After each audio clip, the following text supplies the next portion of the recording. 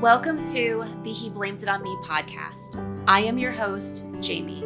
The He Blames It On Me podcast is my unfiltered story of living in, leaving, and recovering from a marriage that went from wonderful to abusive in a single conversation. Part personal story, part survival guide. This podcast is for survivors, people still in it, and anyone trying to understand emotional abuse. This episode is a chapter of my story. Chapter 5. It's me. I'm the problem. But am I really? The next few months were a mix of ups and downs. It soon became clear what would trigger my husband's manic type outbursts. It was me. It wasn't me being mean or being in a bad mood myself or saying something I thought was funny, but him taking it as an insult, or anything that should have caused a negative reaction.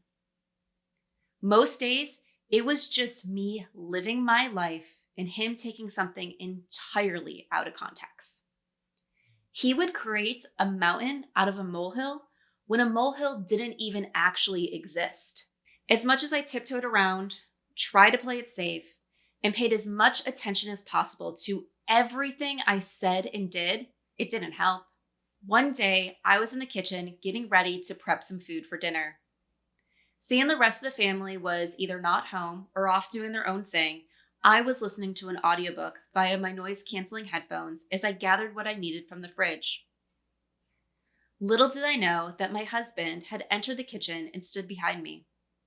From his point of view, he wanted to give me a quick kiss because he was going to leave the house and run an errand. From my point of view, I didn't know that he was there because I didn't hear him walk up behind me. When I turned around, I was surprised by someone standing behind me, who I didn't even hear enter the room, and I pulled back in shock.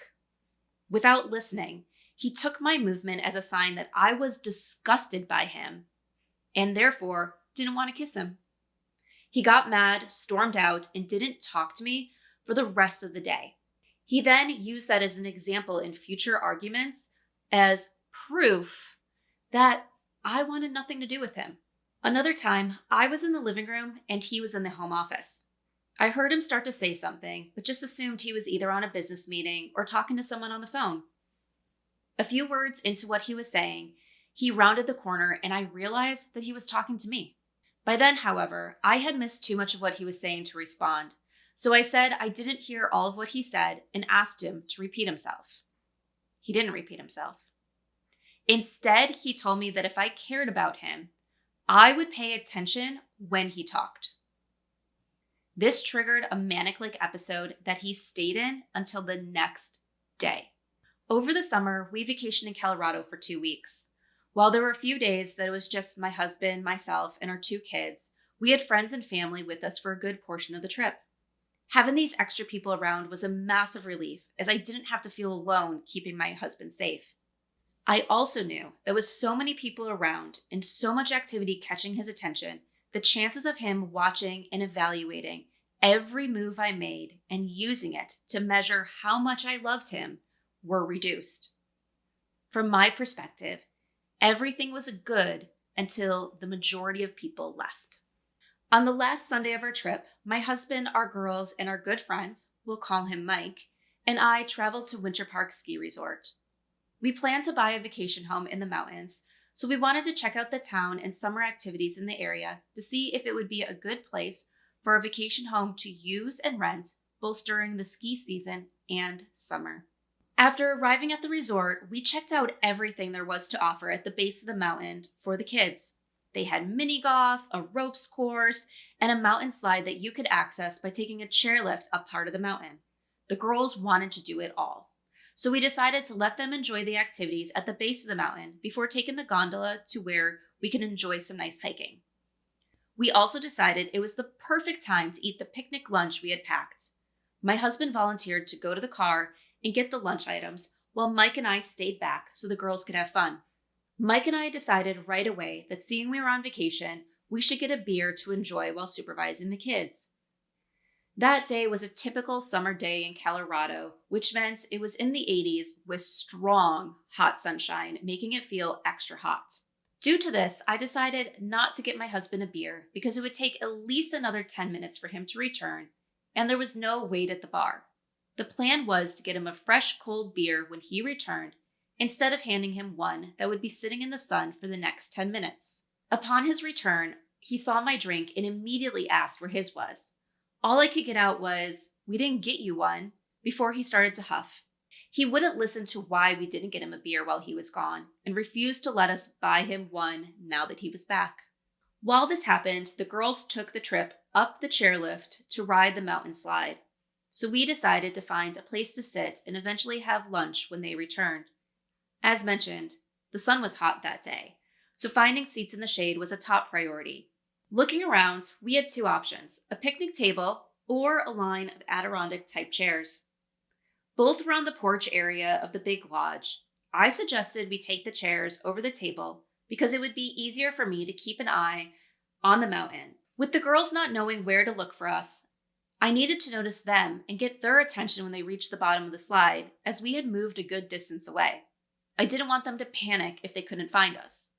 Of course, this meant that while we waited, we three adults sat in chairs next to each other instead of around a table. I was in the middle, with Mike on one side and my husband on the other. My husband was still upset about the beer situation and wasn't talking much, so Mike and I held most of the conversation. As a result, my body turned a little bit more towards Mike, because it's natural to look at someone when you're answering their questions. Well, this was a mistake. My husband felt that Mike and I didn't want him to participate in the conversation. Add this to his view about the beer situation, and he started to make assumptions. In his mind, I didn't want to be at the mountain with him that day, but with Mike. In his mind, I would be happiest if he left so I could be alone with Mike. Of course, I didn't know any of this until much later that day, so I went on with the day as I usually would. After we ate lunch, we took the gondola up and took a hike until it started to rain. When the rain cut our mountain adventure short, we took the opportunity to check out one of the breweries in town. When we arrived at the brewery, it was still raining, so we had to sit inside. Due to the fact that we were slightly wet, it felt pretty chilly in the brewery, so Mike went to the car to grab some long sleeves for the group, while my husband grabbed some beers, and I started to research where we should go later for dinner. My husband joined me at the table, and I started talking about the dinner options I was coming across. We both looked at the options on my phone and decided on a place together. Once we made the decision, I set my phone down, which happened to be right as Mike sat down at the table. Well, my husband took the timing of me setting my phone down at that exact moment as another sign that I cared more about Mike than him. He read it as I wanted Mike to have my full attention and didn't want to be distracted by my phone. Not that we were done making dinner decisions and I didn't need my phone. Immediately, he tensed up and started to have a silent, manic type episode. I could feel it, but I hoped we could get through the rest of the day without it creating a big scene. I thought we were going to make it, but we didn't. When we arrived at the restaurant for dinner, our youngest could tell that something was going on with her father, and she tried to give him a bunch of hugs and kisses and love so he would feel better. It was too much in his states, and he yelled at her to leave him alone and give him space. A few minutes later, he was ready to storm out of the restaurant when I stopped him in his tracks. What he told me was that he felt that he was causing too much tension at the table, and he was just going to go sit in the car while we enjoyed our dinner. In return, I asked him if he really thought all the awkwardness would disappear if we knew he was in the car, as we ate our dinner without him. I added that it would probably be worse for us if he stormed out. He ended up staying in the restaurant for dinner, but didn't eat much because he doesn't eat much when he's in this type of mood. Later that night, I learned why he was mad. I couldn't believe it. Mike is one of our closest friends, and I have never thought of him as anything more than a friend. But it didn't matter what I said or what the reality was. He could only see what his mind told him. Mike left the next day, and our last few vacation days were a roller coaster of mini episodes and trying to manage his emotions. Fast forward to early September. Labor Day weekend was pretty uneventful, but one conversation stands out. We were sitting in the backyard taking a break from home projects when he looked at me and said, "I think you need to contact some friends and go out tonight." In response, I said, "I don't have any desire to go out and be social tonight." As the conversation continued, it was discovered that he was feeling down that day and didn't want to hold me back from leaving the house if I wanted to be social. I made it clear that I didn't want to go out. I didn't feel like going out, and reminded him that I never even mentioned wanting to leave the house that day. I've never been afraid of making or suggesting plans for the family to enjoy the weekend, so I was not sure why that day he was thinking I was holding back. During that conversation, I reminded him a few times that I didn't need him to make plans for me to be social, nor should he ever force me to be social. The push felt more like an action so he could fulfill one of his needs that day, to be alone, rather than listening to me and what I was saying or needing.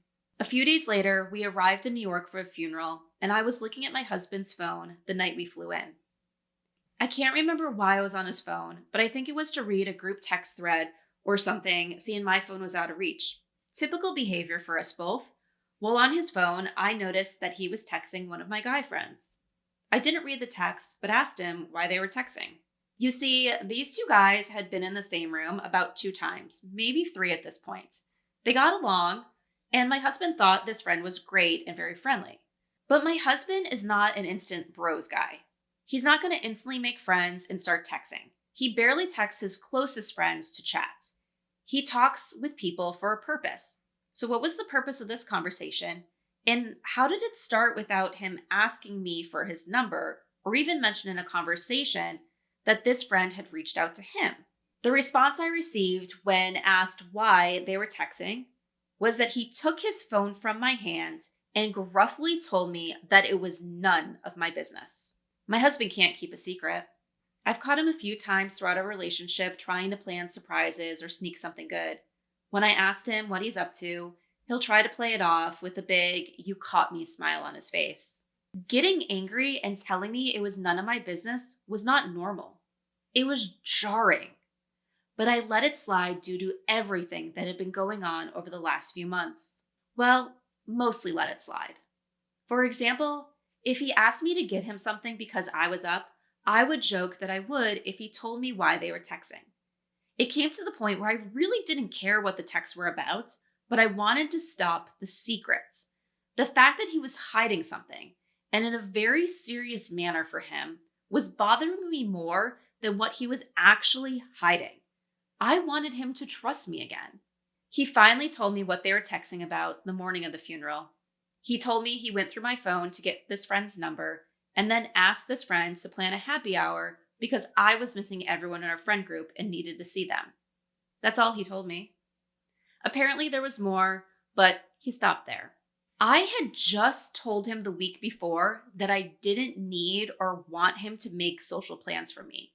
And here he was, behind my back, making social plans for me. I was mad, but I didn't say anything. We were in a packed car on the way to the funeral, and I didn't want to express my anger in front of everyone. However, while I might not have said anything, my face told my feelings, and he reacted to my facial expressions. He closed down, became stiff, and didn't say anything until the next day when we were waiting out our layover on the way back to Florida. The silence was only broken then because I couldn't stand it anymore. On the day of the funeral, the silence was horrible. The funeral we were attending was for my brother-in-law's father. My sister is 17 years older than me and has been with my brother-in-law since I was about 3. Both my sister and brother-in-law are very family-oriented, so as a result, my brother-in-law's family has become an extension of my family. So attending the funeral was not just to support others. It was to say goodbye to someone whom I had known practically my entire life. I was devastated. I needed support. I needed someone to wrap their arms around me and comfort me as I said goodbye. But I didn't get that.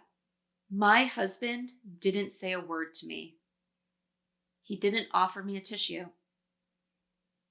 He didn't put his arms around me as I cried. He didn't touch me in any way. Instead, he sat there in his own emotions, ignoring me the entire day. But as much as I needed him, I didn't ignore him. I refused to be the first person to speak, but took small actions that day because I still cared about him, even though I was mad. For example, I brought him a plate of food at the post-funeral gathering when I saw that he hadn't eaten a thing. I spent the entire day in tears, and the breakdown was probably 30% because of the funeral and 70% because of the way my husband was treating me that day and every day over the last few months. Luckily, those extra tears could be blamed on the funeral, so no one asked me what was wrong. The day after we arrived home, we had a conversation.